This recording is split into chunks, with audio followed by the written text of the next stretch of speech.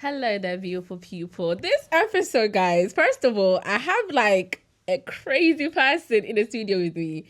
And those that know me, like all my friends, my family, even those that just have me on Snapchat, everybody knows this person that I have today. I've been watching them like there's not a day that goes by that I don't watch this person's video. Like there's not a video on their channel on YouTube that I don't think I've watched. Maybe since we've been here the past 2 hours, maybe it's something I haven't watched.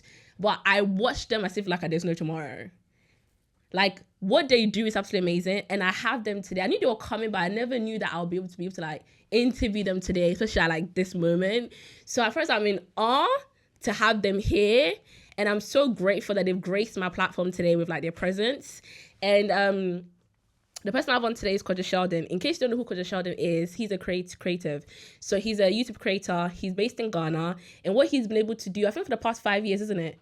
Yeah, for the past 5 years, it is absolutely incredible. He's one of the more, I think, that either the most or one of the most leading like digital platforms like in Ghana right now. And he's doing amazing stuff. And I can testify to that because I've been following the journey.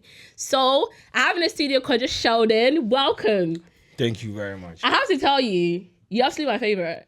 Oh, yeah. I mean, I think the last time we had a conversation, I was supposed to link up for something like this, but I ghosted. Yeah, you ghosted me. Let me apologize for that. I just had to do one or two. Yeah. And to be honest with you, I always believe in God's timing because it was this time, it was like last year.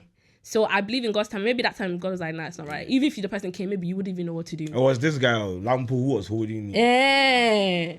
Well, today he has made it out. He's made it out. That's why he brought me. He's not going to agree to anything. So, yeah. So thank you. Thank you so much. This means a lot to me. Yeah. And I'm basically literally getting to meet and interview somebody that I've been watching them for the past issues for a long time. So thank you.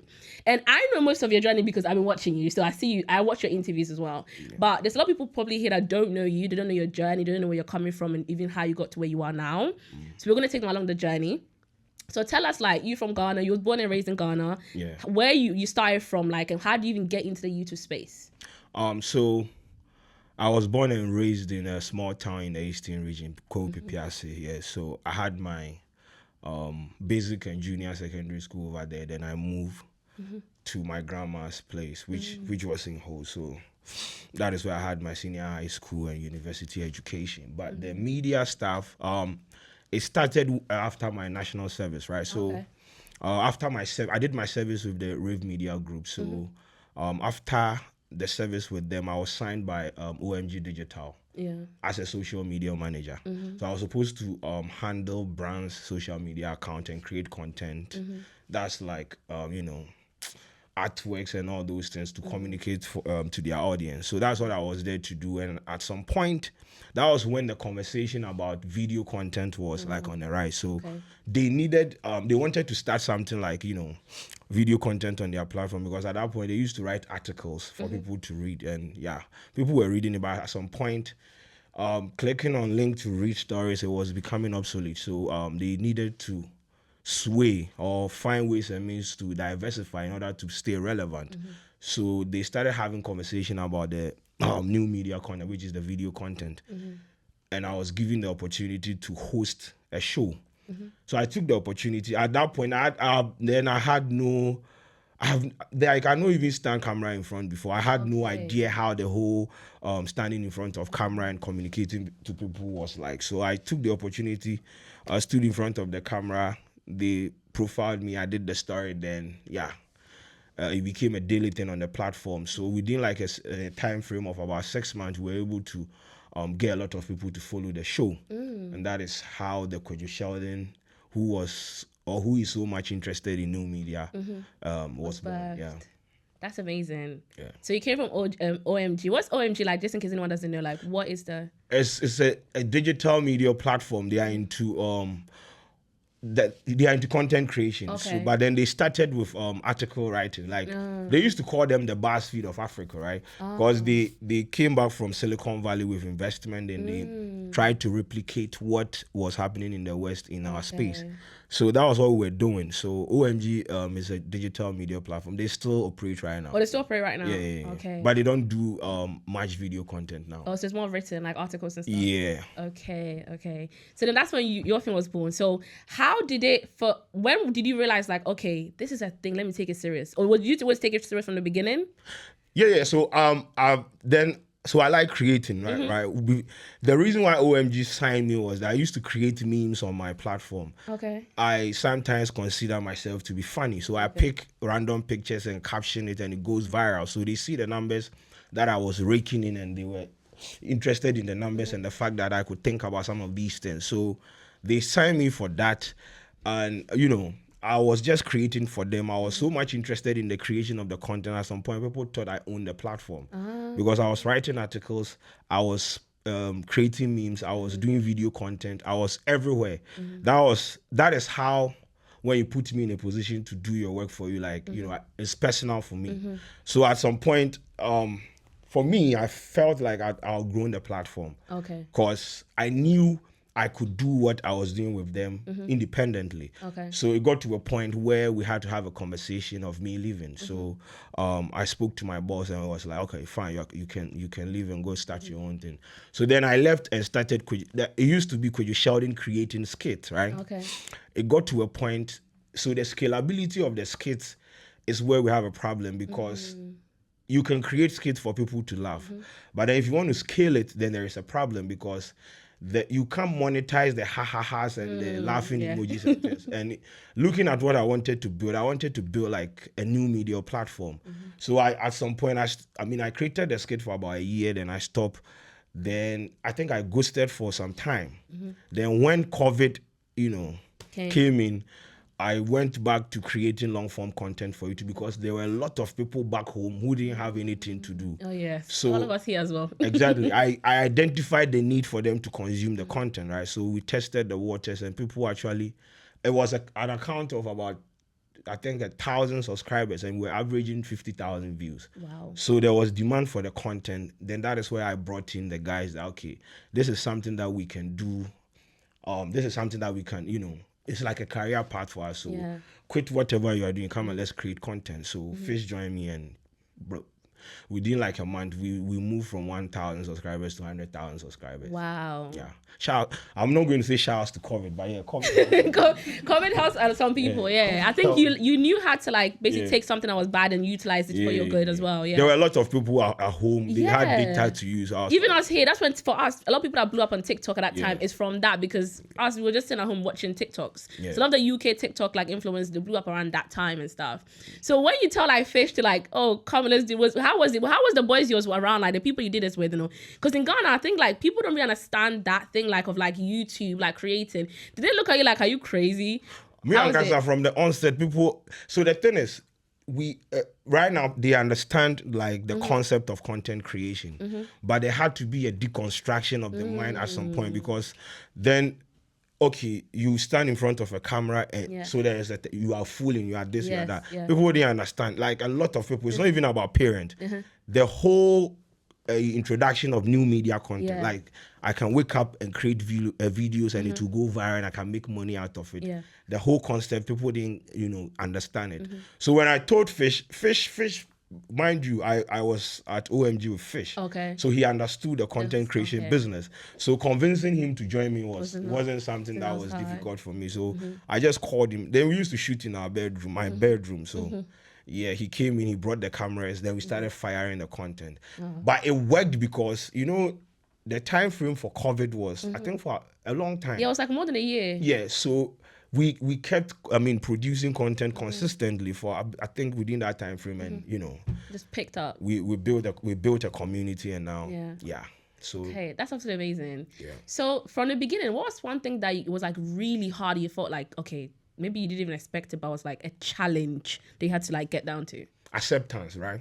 Okay. Then so the because people didn't understand what we were trying to do, there were backlashes. Like people were, you put out content and you go through the comment sections and people are coming for you. People don't understand. People do not understand why you should stand in front of the camera and talk about people or talk about trending topics, right? So yeah, for the funding and other side of things, I don't want to dwell much on it because we were able to fund ourselves with the money that we were getting from YouTube. So that's how we did the whole thing. But at the end of it, it was just the acceptance and the fact that people didn't understand like the rudiments, the whole concept of everything. And it was so annoying because that was the point I was fighting with my audience because I expect people to get this. They don't get it. So I have to pause, come to the comment section and come and like we have an exchange, right? You have a back to back. Exactly. And on Twitter you had that as well. Yeah, it was crazy. So I was fighting with people every day. Like, why are you saying this about my video? Why do you think the thumbnail is not like this? I mean, it's not like I was shooting quality video because I was shooting with my phone. Yeah. So people would have opinion. I also have an opinion about the opinion. Because you know how much work goes into that thing. We were fighting every day. Yeah. But then at some point, I had to understand that once you put your content in the public domain, it's subjected to like criticisms and whatnot. So we move. That's good. So when did that come in for you? As in like leaving that space of, okay, I have to like explain myself all the time to people. Yeah, because you see, the thing that I was trying to build a platform, not for myself, for a lot of people. Okay. And then it requires a lot of effort, mentally, physically, everything. So the idea of having that time to go online to have exchanges with your audience. Mind you, these people, they come and consume your content. Yeah. At some point, I felt it was needless. Okay. Or it was mentally draining because, bro, I can't be doing back and forth. I mean, I still do it right now on that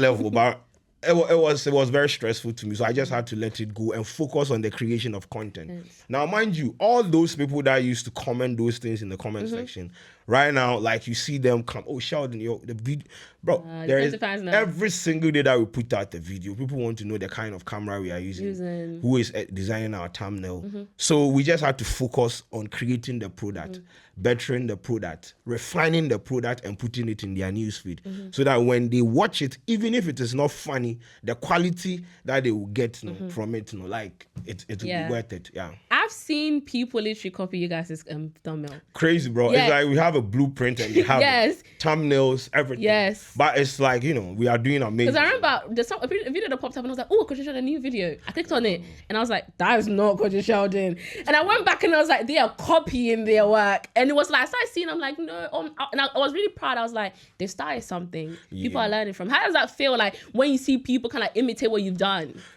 They say imitation is a form of flattery or what? Something like that, like a compliment or something like that. Yeah, I don't know. So I like it. I feel like there's enough room for. I like healthy competition, but I'm not going to tell you not to chase your dream or copy me because do whatever you want to do. There was a time I tried to tell someone copied our fonts, colors, everything. So when you go to the person's YouTube page, you see everything designed like ours. So I was having a problem. People were sending me screenshots and everything. So I confronted the guy. Then bystanders came in to tell me that I don't own the style, this and this, and I'm trying to, demotivate someone from creating. So I stopped.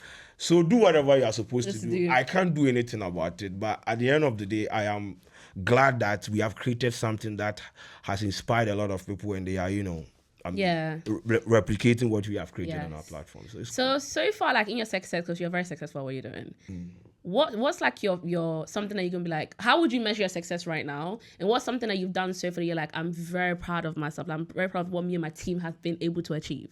Yeah, I think when we took the BBC crew to our town for a documentary about content creation. Yeah. And I put my grandma, who is 100 now, on BBC. That is like the peak of everything. Wow. Because she raised me, right? Yeah. So for me to like honor her like that, it was cool. I mean, I went back there to tell her about BBC and she was, what is BBC? But no problem. So like that is something that, so we created, we mind you, we started from a very small place. Then we received an email from BBC that they want to profile what we do because they feel like, we have amassed a lot of views. We have people's attention. So it means people were paying attention to our works, yeah. And it wasn't me, a whole lot of, I have a team. So finding myself in that situation and then putting my work or my works on their platform and everything, that was like peak for me. But yeah, we've done other amazing stuff, and yeah, we are just cooking. We are just cooking. Oh, you guys are definitely cooking. Yeah, I like when you say that one too. I've been using it. We cook. Yeah. So right now, how many is in your team? I think 17 of yours, isn't it? No, we are 20 now. Oh wow. Yeah. So wow. Yeah, I that is why we changed the name from Kwadwo Sheldon to Kwadwo Sheldon Studios, because I don't want it to be about me. Yeah. So now I will not be in Ghana for about 3 weeks. Business will still run. Yeah, I see Paradise and Scanty. I have trained people to do what I do, and I have for the sports side we have a team. Food, we have a team. Everyone is doing what they are supposed to do, so I can rest now. I was actually hoping that Paradise would come with you, because the medical show. He's like a medical star. He's supposed to come, but right now as it stands, unless you people go to the AU, British High Commission, whatever, because they say his passport is nowhere to be found. But yeah, I'm hoping he will be able to come, because Paradise is like, he's a medical very resourceful, and like when you have him around you see the value that he's a content he's a content producer. Yeah, he's very young, and I'm trying to hone him for him to understand the whole process of what we are doing. So hopefully he comes, but if he doesn't, when I go back, we are going to do a full episode just laughing at him. I love the way you guys banter with each other. We like you guys really wrote. After I'll be like, hey, are we feeling bad for someone? I'm like, hey, this one is bad. I'm like, nah, but your brothers. We finish and we're going. They are my sons though. Yeah. Proud of them. Like, are you very proud of Scanty? Like, I've started watching Scanty when he first started, right? And I'm like, he has come so far, and now he can literally. I saw when you came here, I think it was last year, and he took over. Yeah. And he was so good. How proud are you of him? Like, what's something you're like, well, I'm really proud of what he's done. So the thing is, I am not afraid to share the spotlight with people. It's even the spotlight is annoying. Like the whole thing. Yeah, I don't like it. So I don't like hiring experienced people when it comes to some of these things. I want to pick you up and hone you, like prune you, walk you through the whole concept of content creation, so that at some point I will just sit back and say, okay, this guy passed through the Kwadwo Sheldon Studio system. And that is what I do with my hiring when it comes to content creators. Yeah, I've realized I see like a spark, because Scanty came in as a national service personnel. Then one day I put him on, like, I think a show. Then he delivered it. Like, Scanty could be saying something that doesn't make sense, but he has a way of convincing you to understand that. Yes. And you see, we are in a business of communication, entertainment, and whatnot. So when you find such a product, you just have to, pump your resources into it. But yeah, Scanty is doing amazing. As I said, I don't have to be hosting much. I don't have to be doing anything. He will just do it for me. So within everything you've done, what is, like, in the industry you're in, and in Ghana specifically, what is the highs and lows of this industry, like in the Ghana, system? The highs and lows. I think with what we do for the music side, I think most of the times where I have my lows is when I pick like people's content or like, let's say, music. I try to react to it, and then I have a problem with the artists, because they don't understand why I am using my platform to, let's say, react to their songs. And I've had issues with a lot of the artists, like the A level, B level, or whatnot. So it's an ecosystem, right? They don't understand that me picking your song and, let's say, reacting to it or making commentary about it on my platform can actually catapult it to the chart.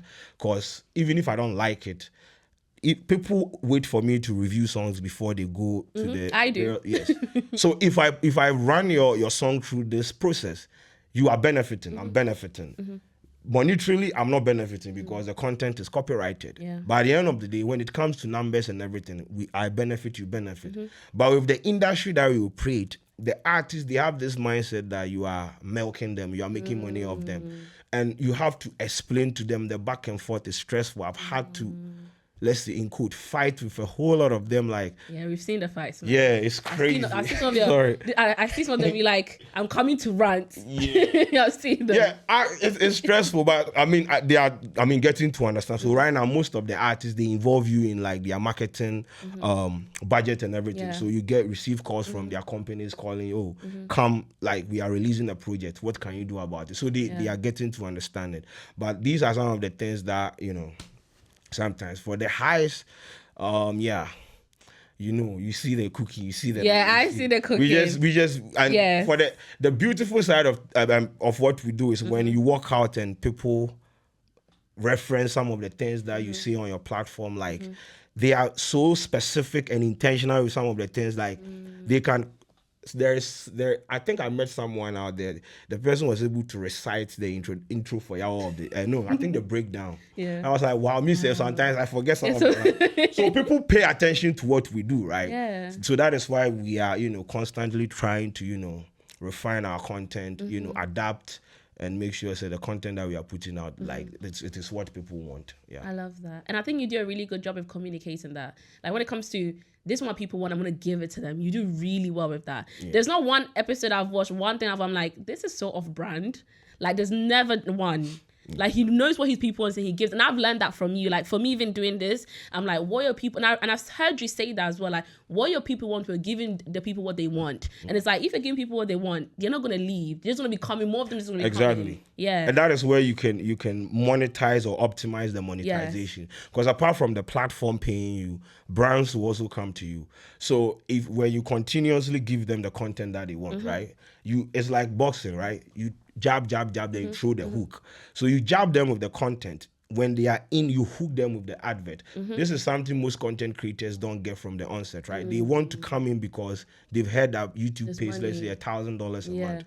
Which is okay, which is fine. But then what is the value proposition? You understand? If I'm coming to your platform, I need to understand the value I'm getting in return for my eyeballs, the attention. So if you give me the content, you come to our platform, we have 5 different kinds of shows, right? It is an ecosystem. So you come, if you don't like Yawn of the Day, there is Pro, there is Show of the Day, there is the Breakdown, there is the music news, there is the street show. We have a lot of shows running. So it's like you have options. That is the value that we've given you. In that process of selecting what you want, we hooked, like you are hooked up. You can spend about 1 hour on the platform, which is, which helps us, you understand? Because when it comes to the ad placement and whatnot, that's how we make money. So I feel like it has to always be about content and the value of the content that you are giving them. Let it be something that they want. Let it be something that when someone sees in their newsfeed, they will click on it. Yeah. That's great. That's a great advice. I think it's a great advice for me and for everyone. Because when you get their attention, monetizing is easy. You can put 5 adverts in a video and people wouldn't mind. But when you are giving me a bland content, like... Nah, bro. There's nothing here. It is entertainment at the end of the day, because most of the people that come to social media, they come for entertainment. That is the basic underlying factor. We infuse that in our content. We get them hooked up, then we sell products to them, which is like the brand ambassador, the radios and things. Yeah, that's really good advice. I think it's good for everyone that's watching. That wants to get into content creation, are already in it, the beginning. Yeah. So like looking so far back, like looking at your journey so far, what is something you're like, I wish I knew this sooner? If I knew this sooner, I maybe would have been further along. Something I wouldn't have done. Or... Yeah, something like that. You're like, oh, I wish I knew this sooner. Like maybe you found out too late. Yeah. I feel like I discovered YouTube too late. I discovered new media too late, because by the time I started, people were cooking already. You understand? Because if I'd started from when, people, because the thing is, people discovered the platform. People discovered the whole idea of creating content, and they basically prevented all other one, like people from even getting into the conversation. So they were just creating on their platform. And so when some of us got to know that, oh, you can actually create content on this platform and make money. Some of them were, averaging 100,000 views and everything. But then, no problem. Some of the people around, I think we've been able to outperform them now, so we are good. But that'd be one thing. Like, I wish I'd discovered this thing earlier, because I would have done a lot of things with regards to this thing. And that is why I don't think I rest when it comes to like this thing that we do. you Like do I'm always on my toes trying to put out something different. You guys sometimes post like 6-7 episodes. Exactly, because I mean we are in a business of attention, right? If you don't provide for A, they are going to look for B. Yeah, exactly. That makes sense. Okay, so have you looked or thought about maybe like old media, like going to television and stuff like that? Something that you're interested in? First of all, traditional media is dying. Nobody watches TV. Nobody listens to the radio. I mean, it's like our grandfathers and fathers. Everyone is on the internet. New media is thriving. So that is where we would operate. But then the thing is, these platforms, we don't control it, right? They have their rules and regulations and guidelines. For YouTube like this, you can wake up and your 1 million subscriber account is gone. Exactly. So we create big content for the platform. But at the end of the day, the content and everything, the platform is not for us. You have 1 million subscribers. It's not for you because they can wake up any day and just take it off. So we are trying to sway to the side of creating an app, right? Where we house all the content. And this is something I've put out. But then you see the pay-per-view culture is not. It's not there in Ghana. Yes. It's not. Even what I did to Kwasi Arthur. See, yeah. 1 cedi cry, you have to explain to someone why he should come and pay 1 cedi for your content. And if they pay the 1 cedi, they will download the video or record the video and post it on their YouTube. Charlie, which is good. So the thing is, we can create our platform, put the content on there, and try to find ways and means to monetize it on there, so that in the nearest future, when that platform that we are operating on is not there or they take it down, because my account has been taken down before. Oh, wow. And that was a problem for me because I didn't know what to do. But I mean, the next day we created another one because we had the community. They subscribe and everything. But I feel like moving forward with the way some of them are moving, demonetization and whatnot, owning your platform is like the way forward. And we have started investing in apps, the KSS app and everything. So eventually we are going to be hosting some of the premium content over there, like a Patreon kind of thing. Yeah, something like we put it behind a paywall and we try to see if people, because it's very, very difficult doing that over there. But that's what we are trying to do. For the TVs and things, they will not allow me to do what I'm doing. Exactly. I feel like Ghana, they will literally, the first day you go on, they'll ban you. I've told, yes, they will just sack me. Yeah, they'll ban you. The day I go to work, my first day at work, they sack me because...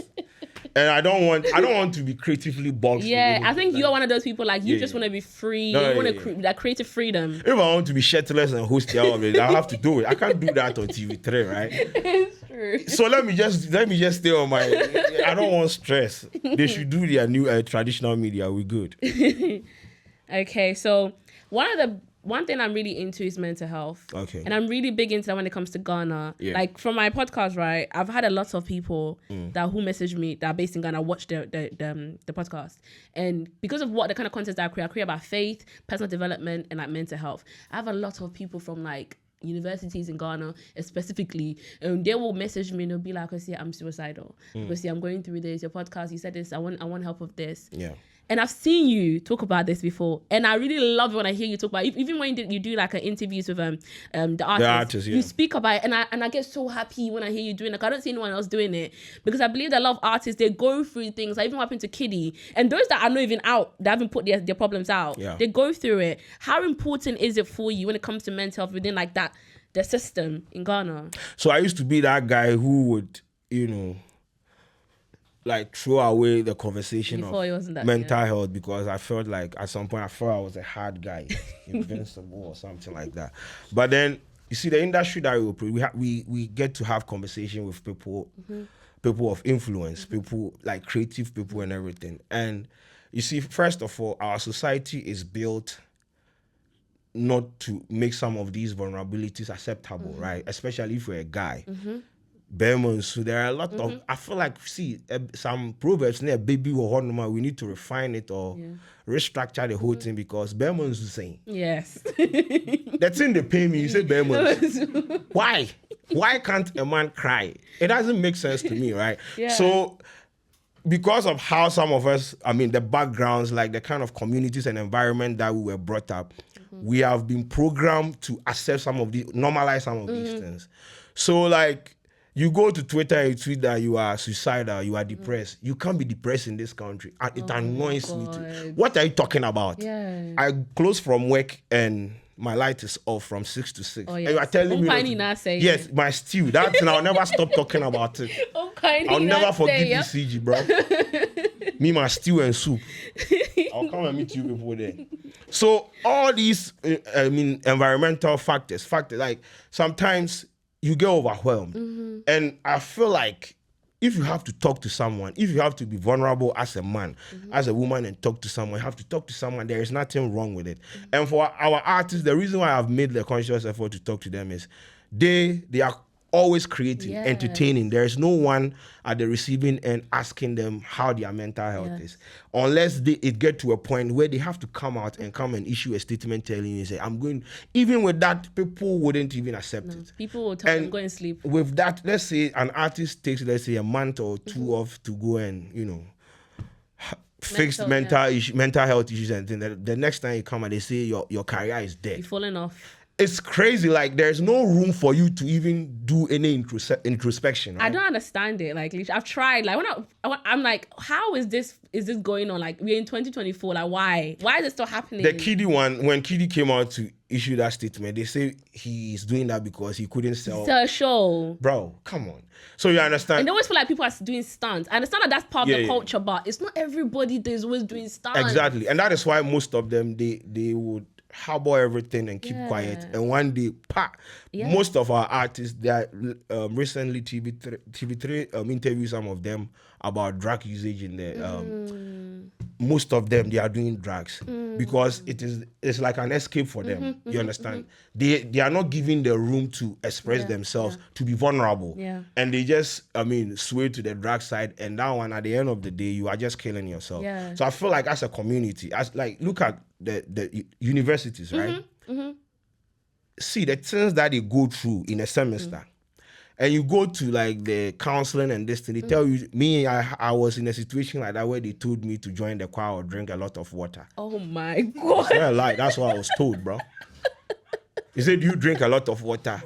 So listen, I joined the choir, I was in the choir. So then I did do, I'm not lying, this is a fact. Wow. So I joined the choir and it didn't work for me. So I feel like as I'm sitting here, I'm not because I've had to soak in a lot of things. So fire and water. The people that they have put them in position. They don't understand. Like, how can I tell them to go and drink water? I have a girl who messaged me and said she was very suicidal, and I was asking, because me in this country, right, we have counselors and psychologists in our schools. So if something's wrong with a student, sometimes even the teachers are trained on that. So some teachers will see that, oh, this child is changes in the behavior. Let's take them to the counselor to find out something happened at home, something happened at whatever.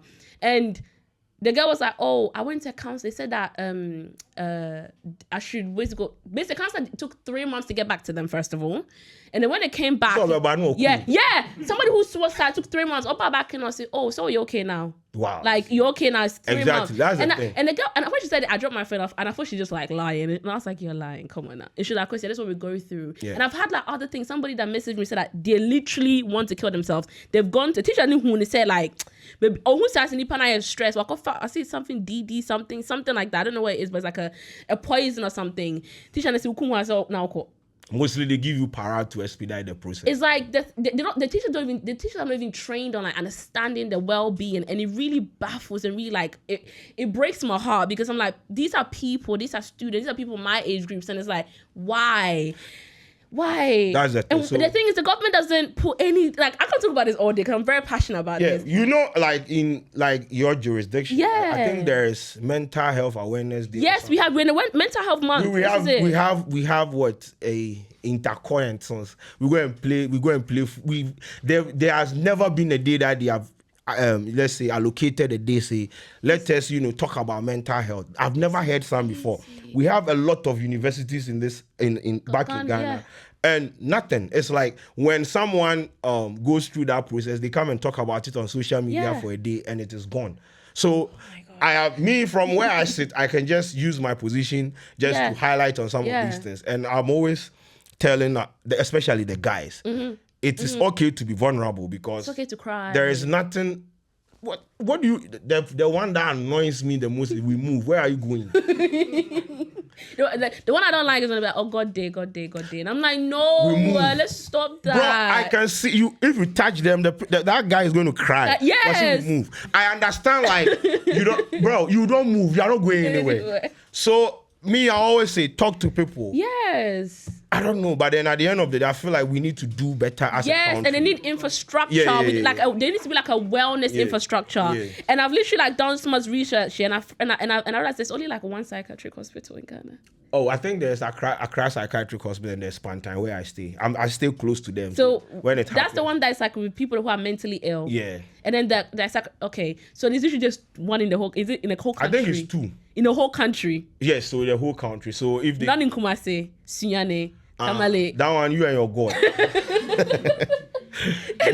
That one, they will take you to a prayer camp or something. So. Did I have a well-being minister in Ghana? Did I have that? Is anything like that? Like a well-being, like a... What is well-being over there? Well, we don't even have constant electricity. You say well-being. And then Madame Person, have you seen the motor? Oh yes. Oh, so I watched that. The well-being is what? Because you wake up and this is what we need. We need a well-being minister. It would be like, oh yeah, minister for the minister for finance crew Musuna well-being. They were saying sick as you. Oh my God. Please. And it's like it's really bad. And then you see, I've seen videos of people like literally climb into the top. Yeah. I think KUST happened. Yeah. Recently to University of Professional Studies. One guy jumped from the 7th floor. I think he was accused of something, rape or something, and he jumped. So like constantly you have students harboring some of these thoughts and they don't have anyone to talk to. You see, it's like one clinical psychologist serving a student population of about 50,000. Yes, that's crazy. Not two on your mentality. No, because you're dimming the lights now. Yes. Imagine going to visit your psychologist. They come work, iron. Fuel prices are on the rise. Then you go and sit there, I want to kill myself. What do you want him to do? Like I said, go. Let's move over. Let's do it. So it's like a concerted effort to make the environment enabling, and which we have failed. Mm-hmm. But you don't see presidents or ministers or MPs having a conversation about that. Yeah. Because once again, we live in a normalization world where some of these things, you can't be depressed. Mm-hmm.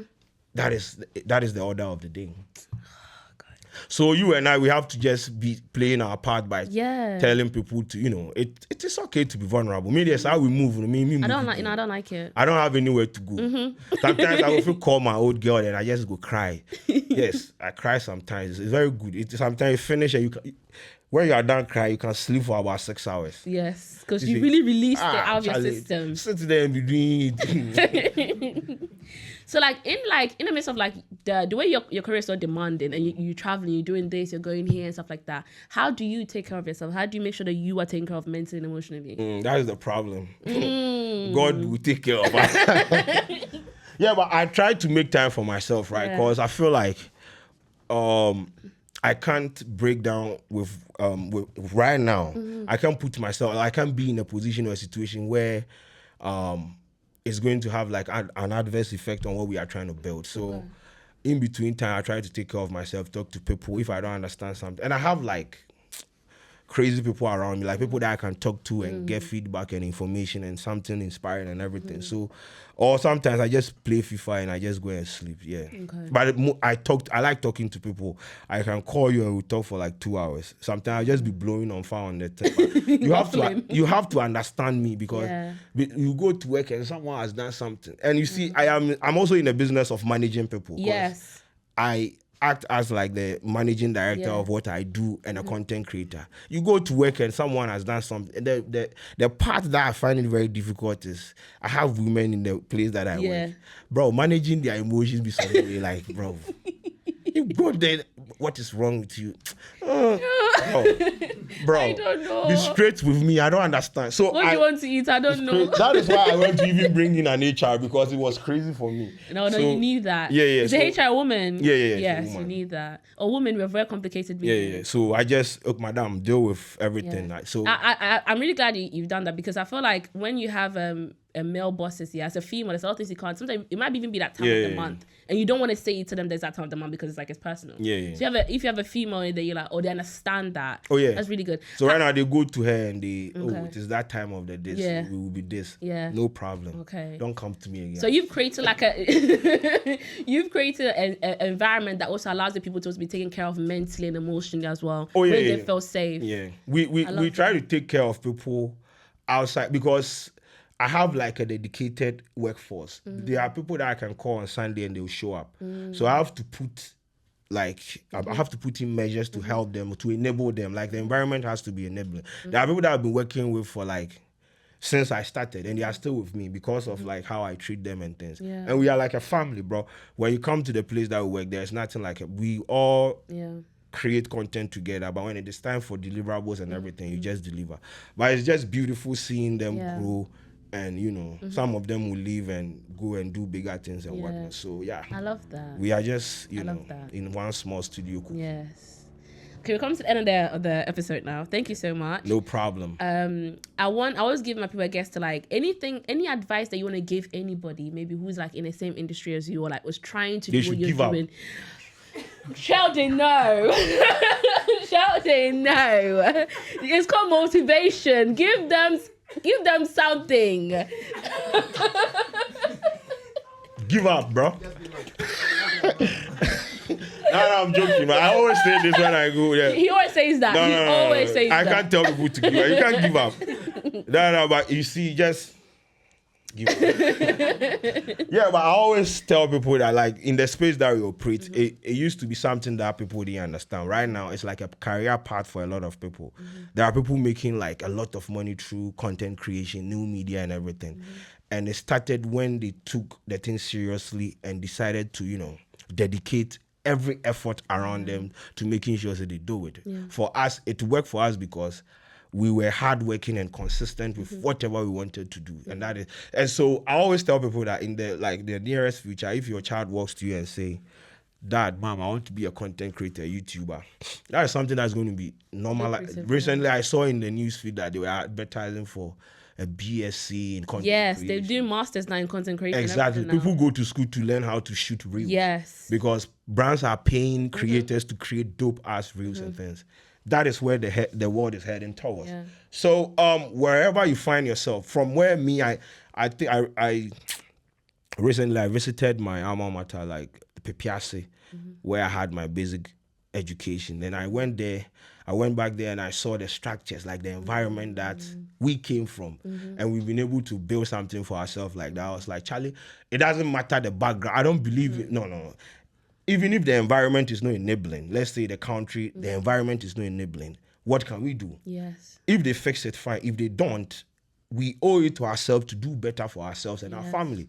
So explore the opportunity, especially like those in school that, like, I always tell them, you are in school, you have materials, like resources, available to you. What are you using them for? Like, what are you trying to, because the job market right now, it's not about what you learn in the classroom, right? It's about what you can provide, how efficient you can provide, and how useful you can be to the job market. So try to explore spaces and, read, understand the system that you find yourself, better yourself. Like, every opportunity that will be available to you, just take it and know that at the end of the day, this is something that you can explore and make it like a career path for yourself and make a living out of it. So in conclusion, give up. Take what you want from that. But yes, that was absolutely amazing. First of all, thank you so much. Let me say this. I mean, people are going to be commenting in the comment section. I wasn't establishing eye contact. I am a very shy person. So. He is very shy. He doesn't even like going out to the public. To eat, but yes. I'm a very shy. He brought his own chicken. He doesn't eat outside. He brought his own chicken.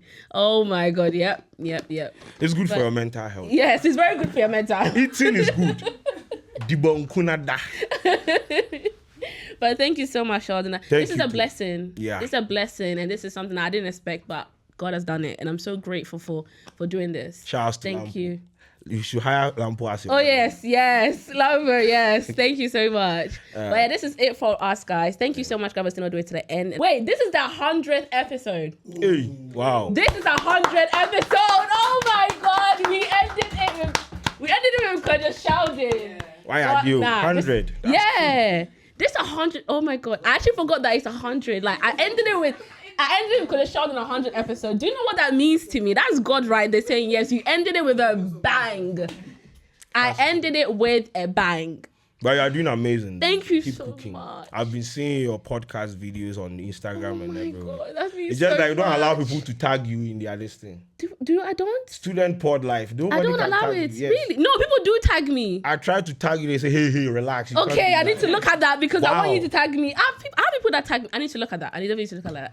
But guys, thank you. Washedel, don't try It's to not sleep me. with I them. promise you it's not me Shedder. because I have people that tag me. Mommy, you tag me sometimes, don't you? Wow. Yeah, it's not me. It's you. It's your thing. Me. It's you. It's your thing. You actually a side. But guys, you stayed along with me for the past, like, whoever, either you've listened to me from the beginning, from the middle, or like you found me maybe this year or last month or yesterday. You've been here and thank you so much. And this is amazing. And we're going to be back. This is basically season 1 of the episode done. Season 1 done. 100 episodes. Yes, it's done. Oh my God. And we come back with season 2 probably like in summer. So we have to go and cook. Like you said, we have to cook some stuff up and then come back in summer. So thank you guys and I'll see you guys very soon. Mwah. We out. Yes.